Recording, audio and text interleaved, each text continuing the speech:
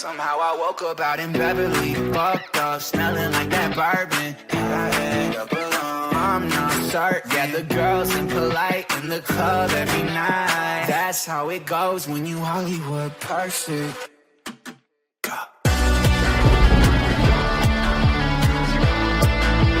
Hollywood perfect. Wagwan people, Lumanny here, back again with another episode of the Aston Villa save here on my channel. We are nearing the end of season 1 here with Aston Villa. We've got a couple games to play in this one though, but starting off I want to show off some of the new news features. As you would see, confirmation, I think I showed it last episode, but confirmation that we will be playing Dortmund in the quarterfinals of the Champions League, which will come up in this episode. So tough draw for us, but a draw that I think will be a nice test for us to see where we kind of sit. Dortmund obviously are one of those teams that kind of always flirt with reaching the latter stages of the Champions League. Obviously they got to the final last year, I think it was, where they lost to Real Madrid. But anyway, let's move on from that into the first game of this episode up against Brighton. We are away for this one as well, so it's definitely going to be a tougher game. Brighton obviously are always a decent team. One thing I did notice here is that they're playing Aït-Nouri in the left midfield spot, which I thought was a bit of a strange choice considering he's known more for his trade at left back, but maybe they found something that we don't know about and that they're going to show us in this game. We did have our strongest lineup available for this one. Didn't have to rest anyone for Champions League matches or after Champions League matches, so I was feeling slightly more confident going into this one. Brighton are always a tough team. They play really good football. Aït-Nouri slides in Wissa early on here, but it's a good save from Emi Martinez to come out and block it. We would then go up the other end and have a shot with Leon Bailey. A little bit less likely to go in from that angle, but we had to take it anyway. Then as you see, a huge skip in time forward. It kind of was end-to-end, but no one was really taking advantage. We can't win the ball there with Amadou Onana, I think it was. They go through again, but another decent save from Emi Martinez. And then this is kind of what I thought about with Aït-Nouri. Obviously a good chance there, but puts it round the post. That's kind of what I thought would happen with a left back playing in left wing. We go through again then, not long after that. Managed to get a shot away with Ansu Fati, but it is saved by Alphonse Areola. Brighton goal kick late on into the game here, won by Rio Tate, almost falls to Ansu Fati but can't quite get onto the end of it. Kadioglu starts coming forward here, nice little 1-2 in midfield, but Onana comes across with a great tackle. We play it into Duran. Duran would find Ansu Fati, who would square it nicely to Leon Bailey at the back post, and that would give us the win over Brighton.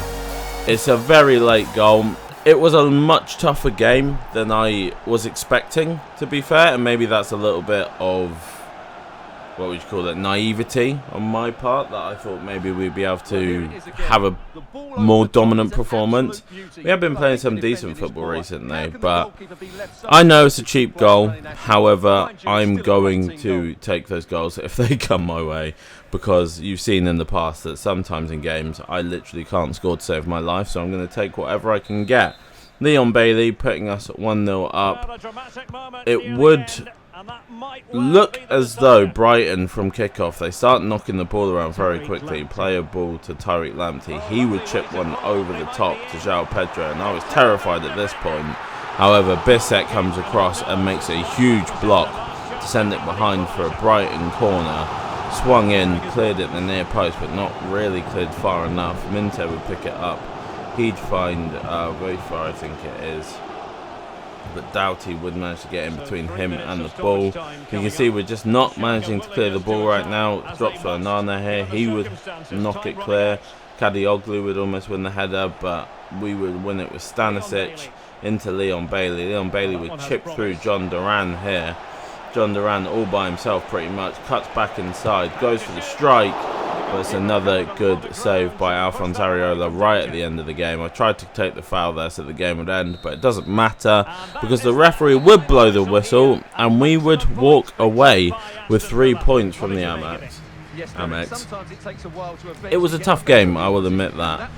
Brighton brought a lot more to the table than I was expecting. Like I say, that could be from naivety on my part. Maybe I was expecting us to be more dominant, but we were relatively dominant. We had the better chances for sure, but Brighton just managed to hang on in there. You can see possession-wise we were all over them, but the 3 points are ours, so that's what's important. We move on pretty swiftly into the next game against Forest here as Hatate gets Shadow Striker plus now, so that will be decent for his playstyle now in that cam role that we're using him in. We are back at home for this one against Forest. I was a little more apprehensive with this game against Forest because I believe it was in the Carabao Cup early in the season. Obviously we had rotated the team, but Forest actually did give me a lot of trouble in that game, so I was a little bit more on edge about this one. I did think if we played pretty much how we played against Brighton, we would be able to take the points, though. Pretty much exactly the same team, I think, besides from my start. Andre Onana in this one over John McGinn. I am starting to like Andre Onana a little bit more. I think maybe early on I wasn't using him to his best ability, maybe something like that. He's starting to pick up a bit more as kind of a player that maybe isn't as defensively sound as John McGinn, but he can definitely carry the ball better than John McGinn. I still am not a huge fan of his passing overall, but he definitely carries the ball well forward when you dribble forward with him, so I'm coming round to him. He'll probably start a couple more games. Early on from kickoff here, we stream forward. Maatsen finds Fati. However, the shot isn't a classic Ansu Fati shot that we have been seeing from him this season. But as expected, we had a lot of possession in this game. Onana whips one forward here into Leon Bailey. He finds Watkins. Watkins finds it back to Bailey. Bailey would dribble into the box and find a square ball across, basically almost across the goal line. And it's an easy tap-in at the back post for Ansu Fati, who has been absolutely massive for us since bringing him in. Like I said in an episode previously, that's a huge one from you guys. I have to give you guys the credit for that sign-in because he wasn't really on my radar, but you were right. He's a great player for us. Showed up huge, and I'm really excited to see what he can do next season with a full season under his belt. So 1-0 over Forest early on. Definitely the start that we were looking for. We want more goals, and that's a good start. We come forward here, but Watkins messed up the pass, but the press from Watkins to make up for it is great. He then squares it across from Leon Bailey to tuck one away. And I know what you're thinking, oh, these goals are boring, we don't need square balls. Look, I'm just going for the realistic goals. I need to secure goals, we need to secure points. Obviously, we're coming towards the end of the season. We need those points to stay in 4th place and to try and fight for those Champions League spots. So I'm going to take the easy goals. I know they're not spectacular, I know they're not always exciting, but they secure us points, and that's what I need. Forest would then suddenly shift into a bit more of a ball playing style, and they would find a couple good passes here, almost going through, but I want to display that great tackle there from Pau Torres. It's a really good time tackle to stop them from taking the shot, because it looked like he was about to slam one as hard as he could into the top bins, but not this time. Second half, Forest came out and started very quickly. Dominguez here breaks through. Bissek comes across and gets to tackle him, but for some reason then stumbles over Dominguez, and he then manages to get the ball back, lay it back to Morgan Gibbs-White, who would hammer it into the back of the net. I was slightly annoyed by that one because I don't think that Dominguez is stronger than Bissek, but it is what it is. We do concede. I have enjoyed Bissek. I think the only thing I don't like is the defensive mistakes that happen a lot, but that's not really down to just him. And as you would see here, Forest would turn things around pretty rapidly. They picked up great after their first goal, and they started playing some really good football, and that's just a really nice little pass and move to play the man through. and he would finish it off. We do stumble a bit again, not managing to keep a clean sheet. We would chip one over here. Ollie Watkins hammers one at the keeper, but it's a good save from the keeper, and then the cutback doesn't manage to find anyone. Stanisic here would find Onana. He would then find a good pass to Leon Bailey. Leon Bailey would drive forward, but the defence dropping off. Watkins would then go back to Bailey again, back to Watkins, and the goalkeeper needs to be asking questions of himself there, because really he should probably save that, but we're not going to complain about that because it gives us the lead back. 3-2 for us now. Ollie Watkins with another goal. I know it's another cutback. I'm not going to keep apologising for him because you got to take the goals that you can get. I think it's a good bit of passing play from us, but you can see there from Sells, he is at the near post. So there's not really any reason that he shouldn't save that. For some reason he goes with his feet and then it bobbles over his foot. But like I say, we'll take it every day of the week. We then do start to take full control of this game possession-wise. Tate would pick up the ball here, roll in a good one to Jaden Philogene off the bench. And he would show that he's got the same talents as Ansu Fati. Pretty much a chance that Ansu Fati had in our last game against Brighton but didn't finish. Jaden Philogene pretty much does exactly the same dribble into the box but does finish it. And something really interesting happened in this replay. And I think Jaden Philogene almost used Ollie Watkins as a screen here, because you can see Ollie Watkins is kind of just standing in front of him. But Philogene then puts it in between Ollie Watkins and the defender to get the shot away. Again, maybe you can say the keeper should be doing better at his near post, but 4-2 for us now. Definitely can't complain about that. And like I said, we did take full control over this game from our third goal. Forest really just fell away. Hatate and Camara here were trying to just break through. Hatate does very well to hold on to the ball. Then the defender comes out to press him and finds Ollie Watkins in loads of space. I'm not really sure why the centre-back came out to press it. It might be with Sankare. Don't know why he came out to press in that area, because he wasn't ever going to get the ball off of Hatate there. So it just left a huge gap because none of the other defenders came across to Watkins, and then it's an easy goal for someone of Ollie Watkins' goal-scoring ability to tuck away there. That makes it 5-2, and that pretty much wraps up the 3 points, as you can imagine. However, we would not be done with our goal-scoring, because about 7 minutes later, we would find a good little pass here, and then our young man that we just called up not long ago, Jackson Price, would dribble all the way through the Forest defence, lay it across to give Ollie Watkins his hat-trick, but all of the credit really has to go to Jackson Price there. Great little bit of dribbling to get through. The defence just kind of almost didn't bother even going across to him. You can see here, Murillo gambles on it late, but the attempted tackle from Murillo is a weak one. It's almost like he just didn't have the motivation to keep trying. And we tuck away a sixth, and that obviously, as you can tell now by the time that's left in the game, we got 4 minutes added on, which I decided to leave in just because it gives me some time to ramble. They almost go through there, but there's not much more to talk about in this game. It's pretty much over. But yeah, I'm really enjoying at the moment that we are starting to get some youth prospects coming through. I'm still struggling with a couple players, and that's what I want to talk about here. What do you guys feel we should do with Jacob Ramsey going forward?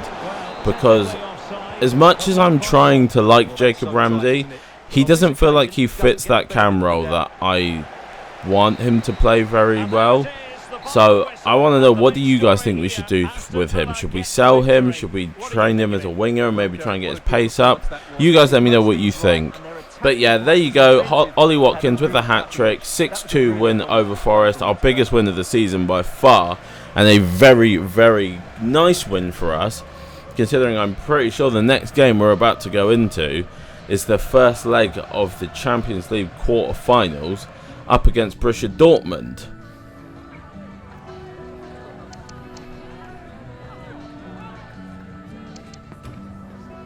So nice dominant win over Forest sees us still in 5th place at the moment, but we are only a point behind Arsenal now, so we're definitely closing in on those spots. And as I said, yeah, our next game is up against Borussia Dortmund in the quarterfinals. We are away in the first leg, so definitely a tougher prospect for us, I would say, but definitely one that we can rise to if we play good football. It's not the most simple, straightforward game, but it's definitely something that we should be able to do if we play to our best.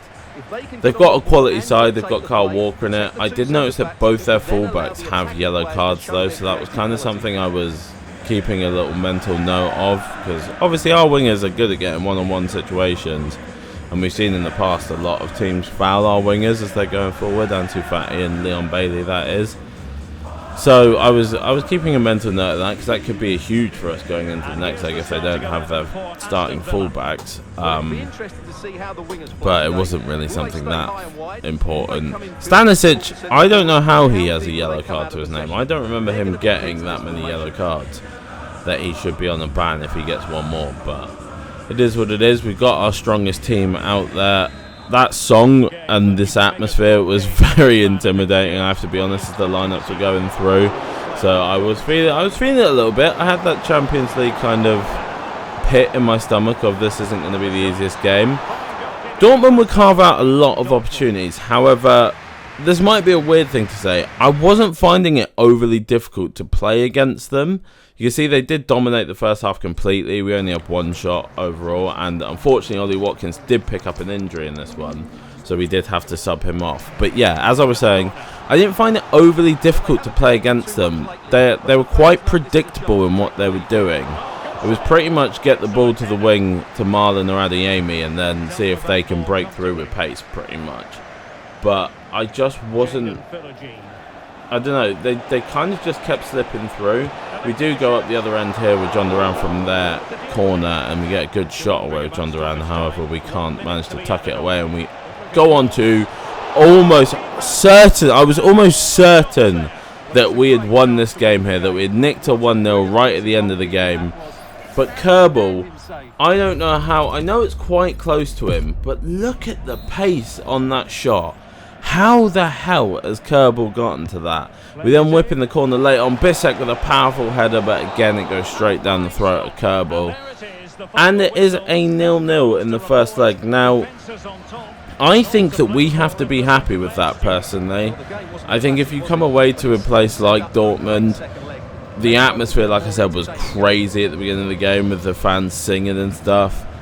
I think we have to be happy with the fact that we managed to take even hope back to Villa Park to see what we would get against them when we play them in the second leg. So I'm more than happy with going into Villa Park basically with a clean slate. Luckily, Ollie Watkins' injury is only 5 days, so it won't keep him out for too long. He should be back for the return leg against Dortmund.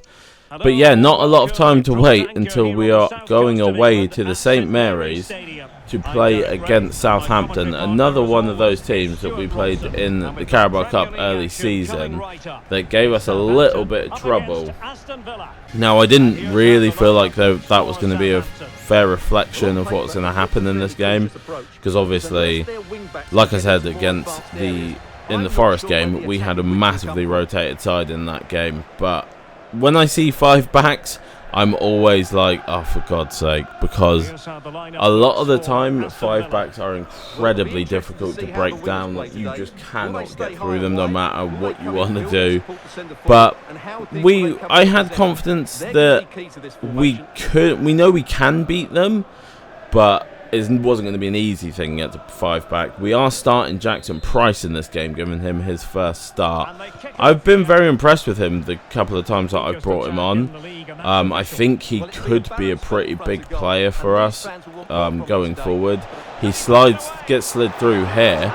Unfortunately, it's a good save. He doesn't quite have that shooting stats yet that I think he would bury those opportunities. But I think he could be a big player for us in the next couple of seasons.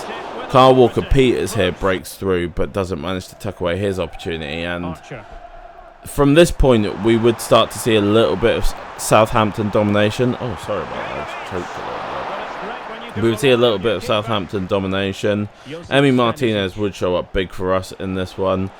I didn't really want to sub on any of the big players that I had on the bench, so I was kind of hoping that the rotational lads and maybe a couple of the youth lads would handle this one for me. We have a couple of opportunities. I don't know how that isn't a foul there. Like, that is ridiculous. Bissek literally got spun around and landed on his back, but apparently it's not a foul. Southampton would struggle to deal with getting rid of the ball. Price would win it. Buendia would square it. And a young man that we've also only just called up, Jackson Price, in the game against Forest, would get his first assist. However, Antwi would go one better, and not only one better, but probably a couple steps better.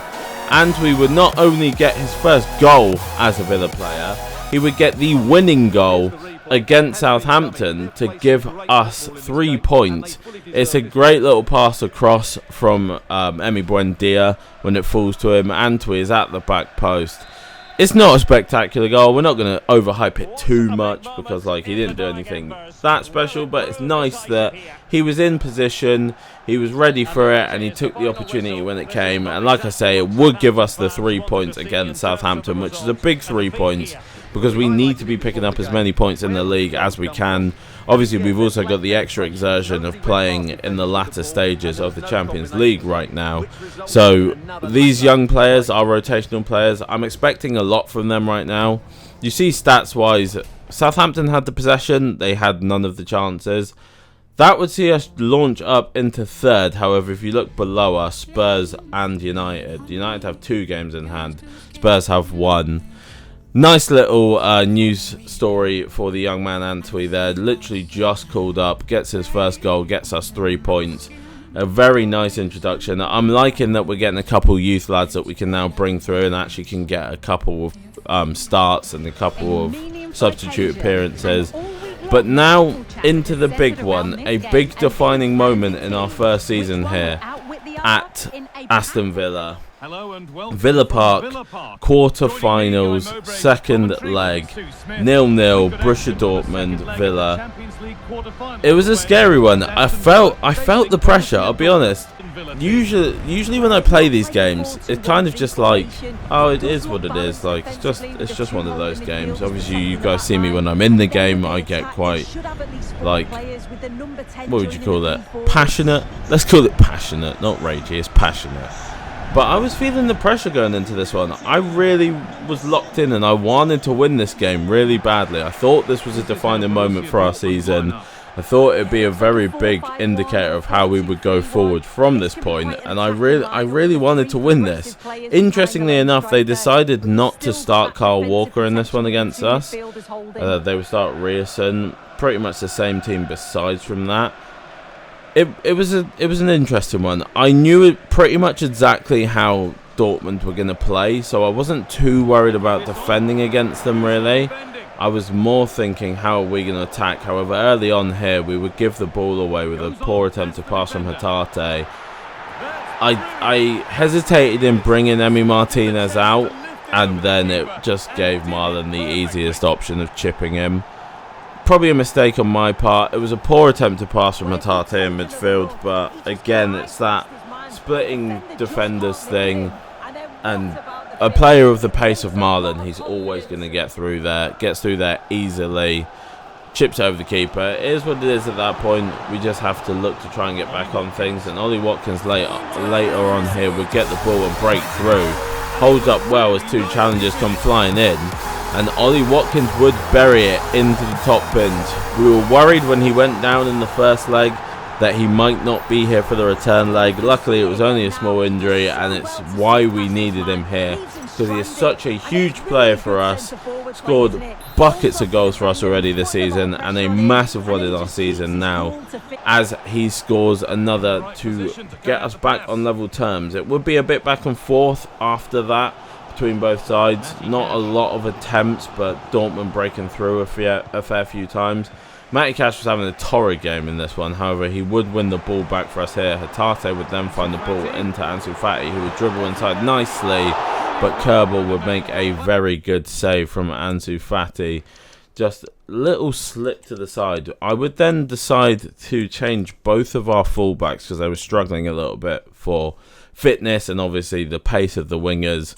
I didn't want guys that if they knock the ball past them, they're not going to be able to recover. So Young man Nedkovic, I think it is, coming on. Ian Matson coming on. But from the corner, there he is once again. Ollie Watkins. He's not going anywhere unless a huge team come in with a huge bid, because this man is absolutely massive for us. I know John Duran is a great player. He's scored loads of goals in substitute appearances and starts in real life, but Ollie Watkins is our man in this save so far. By far my favourite player in the team. Maybe Ansu Fati's a close second, but by far Ollie Watkins is tough. We would then go into game management mode here. Obviously we're 2-1 up. Late on into the game, Matson would just take down Marlon. Gerassi, I was surprised to see on the corner. Bissek with a huge header in there would knock it away. Sabitzer trying to pick it up. Does controversially go backwards though, and that would see us nick the win at home, like I was hoping we'd be able to do when we got the 0-0. And it would turn out that we could do exactly that. We would nick the win 2-1. Send Dortmund home, and we would be moving on to the semi-finals of the Champions League in our first season with Aston Villa. Like, I know we should have made it into the knockout stages. Obviously, we should have done that easily. I did not see us making it to a semi-final. I've got to be 100% honest. You can see it's a very even game. Dortmund had a lot of possession, but we were up there with attempts with them. Like I said, a lot of their possession was them just running down the wing and trying to cross balls in, so it wasn't really quality possession. But we would be moving on to the semi-finals of the Champions League. You can see a nice little news story here that I wanted to put up about Rio Hatate, definitely filling in that Yuri Tielemans role. And then the draw. Real Madrid in the semi-finals. Obviously, there's not an easy game in any of those four teams that are in there. Well, any of those three teams for us that we could have drawn. There's no easy games. Real Madrid are probably the team I didn't want to draw the most. I think the other two, they've got weaknesses. Real Madrid on this game, I don't see a weakness in their team whatsoever. So I knew, as soon as I saw Real Madrid, I knew that was going to be a tough prospect. But we weren't expected to beat Dortmund. A lot of people would have probably picked Dortmund over us. So we knew we had a chance. We know we have a chance against Real Madrid. But that's next episode's issue anyway. We've got one more game that we need to see out here. As you saw, we're still in 5th place at the minute. We're in the fight, we're in the conversation, but we haven't taken ownership over one of those spots yet. So this game would be a huge step to that if we can take 3 points from it over Newcastle. I believe Newcastle was struggling a bit this season. I don't think they're at the end of the table they thought they would be. Obviously a little bit of rotation in this game because we've got tired legs from the Champions League game. Jackson Price getting another start. John Duran's up top in this one as well. I think we had a change in midfield, but I can't for the life of me remember who it was now. A 4-3-3 for Newcastle. I did see Lloyd Kelly at fullback, and I thought maybe we could take advantage of that. Obviously, Anthony Gordon and Alexander Isak, absolutely huge players for Newcastle, so they were always going to be tough to keep quiet. But yeah, we did show a little bit of fatigue going into this one, I can say. Early on, Almiron would break through here. We just didn't manage to really close him out. Luckily, it's a good save. Oh, I also started Olsen in goal. It's a good save from Olsen here. We crossed the ball in there not long after that. It was a good header from John Duran, but it's a good save from Dubravka at the near post. We would be in the game. We started slowly, but we would definitely build. Price would chip through John Duran very nicely here. He would strike one, but it actually goes a bit too close to the near post, so he wouldn't manage to tuck that one away. It was a good save. You have to give him that. Second half, Newcastle started streaming forward once again. They were starting to pass very quickly, but they weren't really maintaining it throughout. They having a chance here, then we give the ball away stupidly. Luckily, we do win it back straight away with Kamara. Stanisic then would pick it up and start to go forward. He would find John Duran, chip it back to Stanisic again.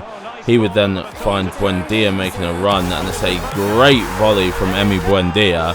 Puts it in the back of the net, having to fill in for Rio Hatate.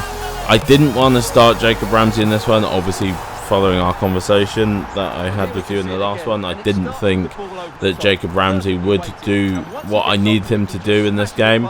Emi Buendia, though, showing that he can be a decent rotational option, finishing that one off nicely to give us the 1-0 lead. It took a little while. It's been a little bit of a back and forth game, a little bit raggedy, but we do manage to take the lead. Newcastle were very much in this game, though. Like, there was no doubts in my mind that Newcastle were looking likelier by the second to get something out of this. We were holding them off. This is an amazing clearance from Stanisic, by the way. Unluckily for us, Fatty couldn't bring it down, but we would then play the ball forward. Don't know what happened with the locking on there. It's a bit messy. John Duran picks it up, finds Ansu Fati. Ansu Fati would take the shot. Saved by Dubravka, but would be saved straight into Emi Buendia, and a lucky second for Emi. But like I say, we need those rotational options. If we're going to do a lot in terms of doing well in the league, if we're going to do well in the Champions League, we're going to need those rotational options. It's luck, sure, but we have to take a slice of luck every now and then, because otherwise we don't stand a chance. After that, it felt like the fatigue kind of set in for a lot of players that have been playing a lot of games recently. Almiron would do well here. It's terrible defending from me with Doughty. Tonali with a great little step around, I have to say. It's a great little bit of dribbling from him, close control dribbling. Considering he's a defensive midfielder, I did not expect him to be able to just step around me like this. I go out to close with Pau Torres, but he just drops his shoulder, goes around me, tucks it away well to make it 2-1 late on. We were trying to manage this game out, but this was a very good turn from Guimaraes here, and then a great ball across would find Almiron. Bad bit of defending from me again, committing way too early. And Miggy Almiron would level things up. I'm not the most defensively sound, you guys will know that by now. I'm not the most defensively sound person. I was making a lot of mistakes in this one. I think maybe I even had fatigue from the Dortmund game. But you see by the times here, it would end up being a 2-2 draw. It's a bit disappointing for us to kind of let it slip as quickly as we did. We definitely should have been doing a bit better to hold on to that game. You can see possession and stats wise, we did decently in the game, but we probably should have been doing more. But we are in fourth. We're only 1 point in front of Arsenal. United still have to play as well, so they could take fourth spot off of us. But that kind of feels like that's how this season's going to go. Now, I'm not going to play the Real Madrid tie in this episode. I'm going to save that for the next episode, our potential finale, or there may be another one if we beat Real Madrid and get a final. It's going to be a bit of a longer episode, but I hope you'll join me for it, because that is the end of this one. Please like, subscribe, turn on the notification bell to get notified when the next episode is available to you, and I hope to see you in it. Peace.